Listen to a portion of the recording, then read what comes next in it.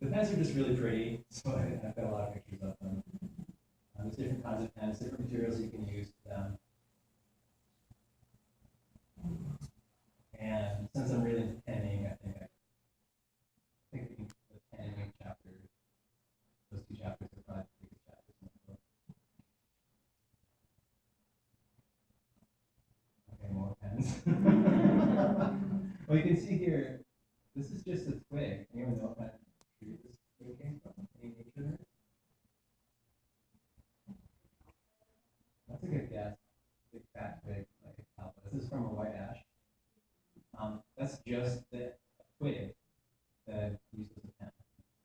And I was using the bud as the so there is a very playful aspect, very experimental playful aspect. This is me using a pen I made from bamboo, doing a drawing of bamboo growth. With ink that I made from pine.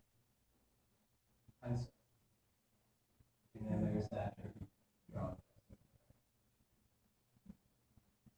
So I must say I was pretty skeptical at first of even being interested in using a dip pen.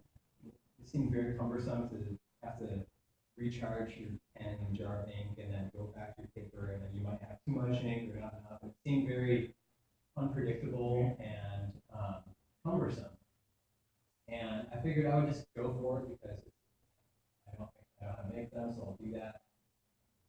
But then I started working with them, and at this point, I have no interest in going back. The modern pens are wonderful. Consistency of line quality is fantastic, but almost boring at this point. The creative flexibility and the diversity of line quality that you can get with a handmade dip pen is just unparalleled. There's nothing quite like that. So what I perceived at first was going to be kind of a pain in the butt turned out to be very exciting. And this is just kind of a fun way to do a self-portrait and to kind of play with some of the different pieces that I was making from a variety of different pigments, of berries, plants, all sorts of cool critters. Acorns are one of those critters from the red oaks or any oak tree. You can make ink with them, crush them up, make a really strong tea, add a binder of your choice, add a little bit of iron and vinegar. This is my rust farm, my backpack collection. Right? So there's something really cool that happens when you add a dilution of iron to tannic acid-based solution, which the acorns is very, very high tannic acid. There's this really fun chemical reaction that occurs when you mix those. It basically changes the color from this rusty red color to this deep purple blue. In fact, this painting here that I have done, I did that with this same acorn. It's just, I like glass and all that. So started digging clay and tapped into my knowledge, my background knowledge of primitive pottery, and started making my own inkwells. So this is a painting slash drawing of red oak acorn with an oak tree in the background, with that ink that I made from the red oak acorns, with a pen that I made from red oak. You can kind of see the theme. So this is a rotten stump from a white pine tree, where it's decomposed to the point where all the wood is pretty much funky, like foam, spongy foam you rip apart with your hands. And then inside of that funky log, there's hard wood still, rot resistant, the knots, like the branch whorls, the knots of the pine tree, are full of resin. They're saturated with pine pitch, which is why they're so hard and not composed. Well, it turns out those are fantastic because of that resin they're saturated with. So here, go back a second. This is me, picture of me halfway through excavating a log. And I got to the point where I exposed those fins, branch whorls that were not decomposing. I chopped them out with my hatchet and I split them into small pieces and made a fire.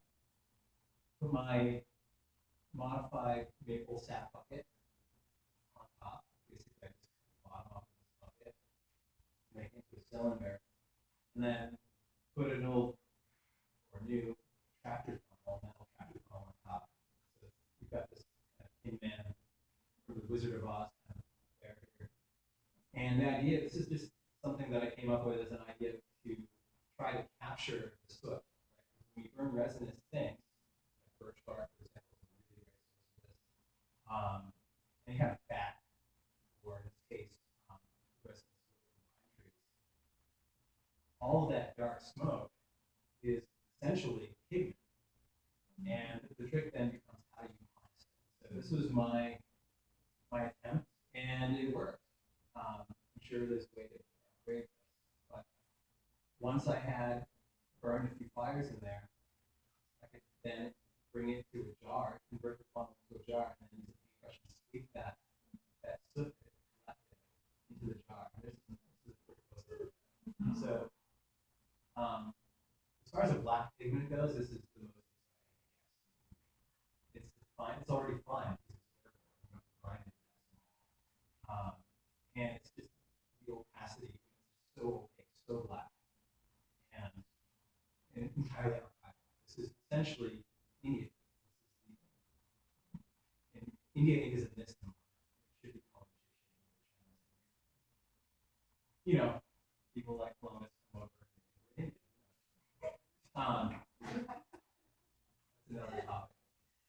So once you collect the soot, you can pour it into, here I'm pouring it into a ceramic mortar and pestle, where then I mix up a little bit of water with hide glue. I'm using hide glue as my binder, which is essentially Jello that I make from deer skins and other skins. And it's a traditional binder, one of many options for that. We mix that all up together, and we grind it, and we grind it, and grind it. And because carbon in this form is hydrophobic, it kind of floats. It's the worst case scenario of adding powder to liquid. It's not, you get it, you don't just stir it in, you have to grind it in. It's a mechanical thing that happens, and it takes a long time. In fact, the longer you grind it, the higher quality it's going to be. So the old Chinese masters are grinding for 30 hours. So I think I got away with 20. And I understand why there's a spiritual practice around it. Because there's nothing else so after you can hit that 30-hour mark of grinding, or when you decide it's good enough, you can start playing with it. So here I've got this really exciting jar, and here's an painting I did with that. So pretty girl hugging a pine tree. This is one of my baskets that I make out of willow with black walnut, fresh patch black walnuts in there. Another great source of pigments. Playing around with berries to make ink with another berry ink. And the thing with inks made and pigments in general from plants is that they're not really, they don't last that long. They're pretty fugitive. In other words, they fade. But I knew that going into it, I just don't care. It's fun. It's a lot of fun. I think of it as ephemeral art. If I want it to last, take a picture and I show people. Right?